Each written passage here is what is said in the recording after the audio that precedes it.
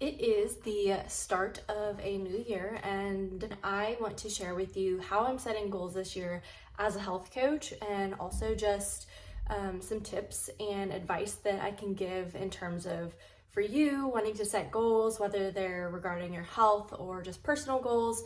And I'm going to take you through that process that I went through. If you're new to my channel, welcome to my channel, or if you are already watching my channel, welcome back. I'm Savannah and I'm a health and body image coach, and I help women get unstuck in their health journey so that they can find more body confidence, and I do this through mindset training. So I'm going to share with you how I set my goals this year and the process that I did doing that. So just for context, I am a health coach, but I feel like this past year, 2022, as time went on, I do feel like my journey, like my own personal journey, kind of slowed down and lost intention, and I just wasn't as excited about stuff. I wasn't as conscientious of my eating habits, and I feel like for a lot of people, this can slowly start to kind of have a ripple effect. And if we're not super aware, it can start to almost like spiral out of control. And I wouldn't say that my journey spiraled out of control, but in terms of how I normally am, or at least how I kind of identify myself to be as like a health expert, and someone who really prioritizes it, I feel like I wasn't as aligned with that identity for myself. So, with the new year, I love being able to have that feeling of it's a fresh start. It's known as a time to reset goals. So, I'm extra motivated than normal, and I feel like coming home. So we went home for Christmas and New Year's, and coming back after, not really having a routine, not really, having the food that I normally eat, not really getting to exercise as much as I wanted to, it makes me more eager to come home and really establish those new goals and those new routines, and just get back to what feels good for me. So just know that even if you're, not a health coach, or you're not in the fitness industry, it happens to the best of us. Like, life is busy, and, sometimes we aren't as in touch with our reasons for going, and, maybe we're in different seasons and different transitions, which I was in a lot of transitions this past year. It kind of took a hold of my focus, and I let some other things kind of not completely get put on the back burner, but I wasn't as focused on them. And, for doing that for so long, I noticed that it made a difference. So something that I did this year that I haven't ever done before, I've always wanted to, but I've never actually taken the time to do, is I created a vision board. And I did this on Canva. If you're not on Canva, or maybe you are on Canva and didn't know you could make vision boards there, like, I highly recommend it. It was super fun to do. And I think it's going to be super helpful in terms of come February and March, when the motivation has really worn off, I can still see my vision board. It's my desktop right now.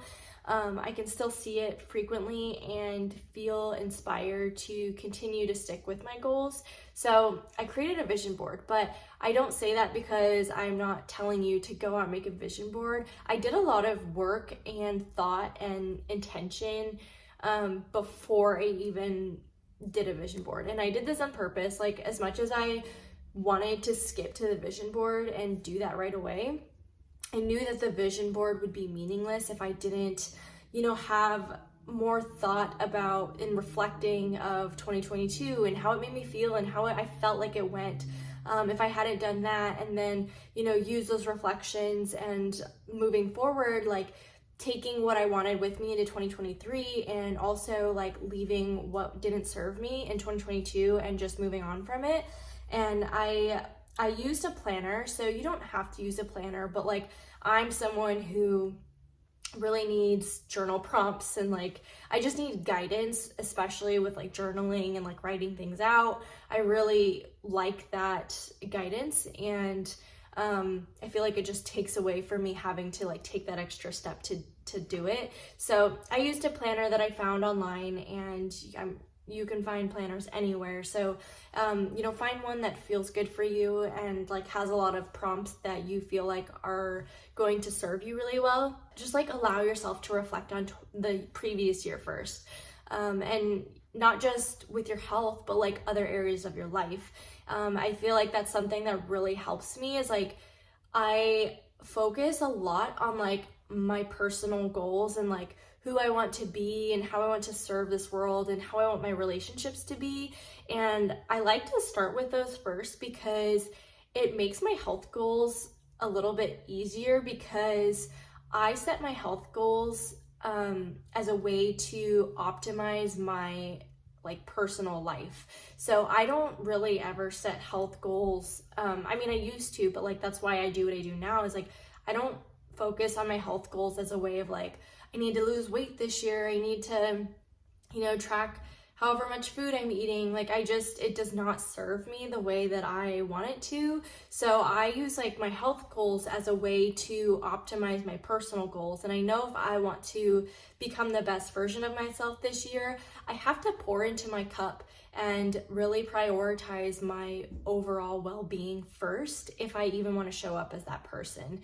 So it really helps as far as like me setting my own goals and health and just overall using and leveraging it that way. And I recommend that too.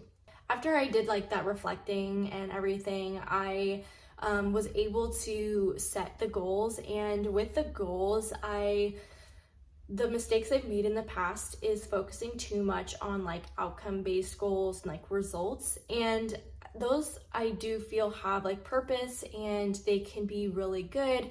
But if you're someone who struggles with like the outcome and like you're always like looking to the next thing and like trying to achieve more and more and more, then it may serve you better to, this is what I did. I started with these goals of like how I wanted to feel overall, like what improvements I wanted. So I knew I wanted to feel more confident in my body. I knew I wanted to just like feel more energized. And there were a couple other ones that I put on there, but I started with that. And like, I know some people would be like, you can't measure that. But here's what I did in order to allow myself to really measure this throughout the year is with each goal. So I did 5.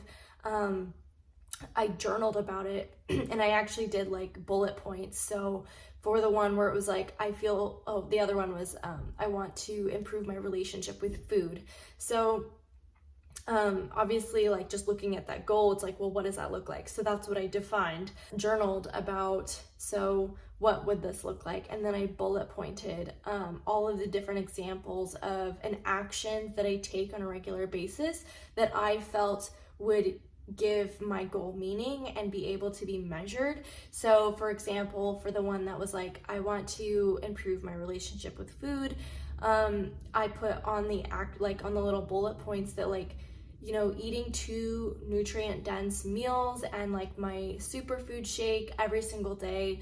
And then I said, chewing and eating slower so that when I'm full, I stop eating and I don't overeat.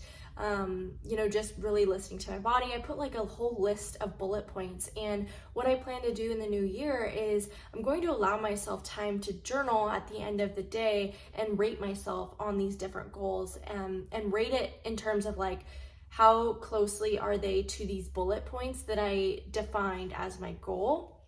And then that way I'm able to really kind of see the progress that I'm making or see the areas of improvement. And I can rate each bullet point of like, here's how I feel about this goal and like where I'm at with it. And then that way it shifts your focus from the outcome and into these small actions that you're taking on a regular basis. And it puts you more in the process rather than like, again, like focusing on the outcome of it. And I think when we can really shift and focus on the process and like in the present moment, we're going to feel happier and enjoy that process even more. Whereas like if you're not focused on those things, then showing up for yourself and like doing all these things to achieve the goal, you can sort of start to lose touch of like why you're even doing it and why it matters to you. And I just feel like this approach can be super helpful and help people stay on track, and hopefully help me stay on track as well, and just like constantly remind myself like why I'm doing these things and why they're important to me, and always being in touch with it rather than like, you know, kind of getting in, like going through the motions and not really thinking about what I'm doing, and you know, not being super present. So for me, I feel that it's going to help me stay in touch with myself and always train myself to always ask myself how I'm feeling about different things, which in turn is going to make me feel better anyways. So that's everything that I did before I even started a vision board. And I did that with not just health goals. Like I said, I had personal goals too. So there's other goals that I have on there that like are not just about health. Like I plan to learn Spanish this year, which I already kind of know it, but like really feel confident at it. It was like the thing that I put on there was like feel confident at talking in Spanish, because my husband's family speaks Spanish, so it's like really important to me to finally prioritize this and like learn. And you know, I have other things on there too, but and just like defining every goal that I had on there, like what does that look like, what kind of actions am I going to take every single day, or like on a week-to-week basis, that are going to get me closer to this goal. And then just always like coming back to it and reflecting on it and rating it, and you know, seeing where I could improve, or you know, like celebrating myself when I feel like I did a great job that day or that week. So I think that this is just a great approach to goals. And yeah, then it really makes the vision board part fun, because you have set these goals and set these expectations for yourself that feel very aligned and aren't focused on the outcome so much, but they're focused on like the things that you're going to do on a day-to-day basis. So I did put, I'll share a picture of my vision board, but I have a variety of stuff that I want to achieve in terms of like my health coaching business, and you know, how I want to feel regularly. So I put pictures on there that really inspired me, and that just like looking at them remind me of what I'm doing, and why I'm doing it, and just like have meaning to me. You don't want to throw some aesthetic looking pictures on a vision board just because. If they don't inspire you, then you've lost the point of the vision board. So I hope that this was helpful. If you are someone who loves to set goals in the new year and you're still trying to navigate that, or maybe you are looking for a little more guidance that way, I hope that that was helpful. And if you are not following me on Instagram or TikTok or subscribe to this channel, make sure to do that. And I'll make sure to leave my social media handles below in the description if you want to go follow me over on either of those. Thanks for watching.